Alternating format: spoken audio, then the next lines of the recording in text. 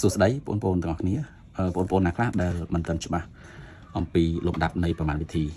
អញ្ចឹងបើសិនជាបងប្អូនមិនទាន់ច្បាស់ពីលំដាប់នៃប្រមាណវិធីបងប្អូនអាចមើលលំហាត់ឧទាហរណ៍នេះបានអញ្ចឹងឧទាហរណ៍ថាគេមានលំហាត់លំដាប់ប្រមាណវិធីមួយប៉ុន្តែនិយាយតែអំពីប្រមាណវិធីបូកនិងប្រមាណវិធីដកទេចុះឧបមាថាយើងមាន4ដក7ហើយបូកជាមួយនឹង12ដក10បូកជាមួយ5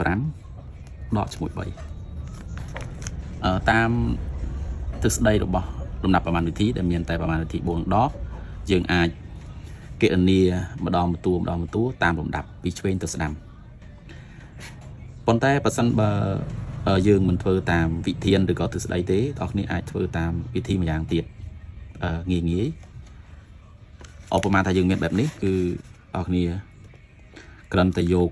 តួណាដែលមានសញ្ញាបូកឬក៏តួណាដែលជាតម្លៃវិជ្ជមានដាក់ជាមួយគ្នាមកហើយតួណាដែលមានតម្លៃអវិជ្ជមានដាក់ជាមួយគ្នាមួយលេខអញ្ចឹងនៅក្នុងលំហាត់យើងនេះគឺយើងមាន4នេះជាតួវិជ្ជមានព្រោះគេអត់សរសេរអញ្ចឹងមានន័យថាសញ្ញាបូកណាហើយយក4បូកជាមួយនឹង12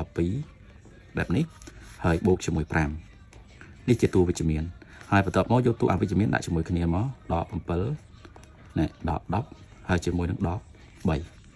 បន្ទាប់មកយើងស៊ីសងតួវិជ្ជមានជាមួយវិជ្ជមានតួអវិជ្ជមានជាមួយអវិជ្ជមានអញ្ចឹងវិជ្ជមានរបស់យើងឡើយនេះយើងបូកបញ្ចូលគ្នាមកអញ្ចឹង4បូក12បាន16បូក5បាន21តោះដក7ដក10យើងបានដក17ហើយដកថែម3ទៀតយើងបានដក20បែបនេះយើងមានសញ្ញាផ្ទុយគ្នាខាង21នេះគឺសញ្ញាបូកចំណែកឯខាង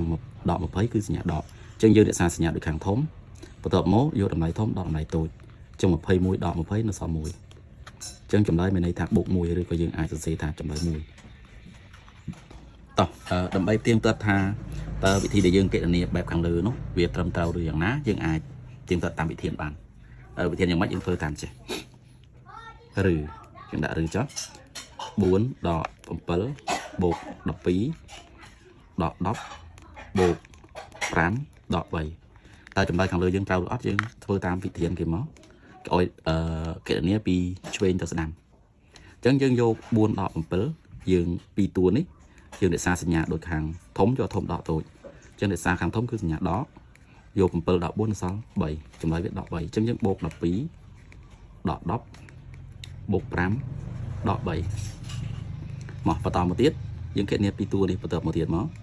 អញ្ចឹងពីតួនេះមានសញ្ញាផ្ទុយគ្នារក្សាសញ្ញាដូចខាងធំយកធំដកតូចអញ្ចឹងយក12ដក3ត្រង់នេះបាន9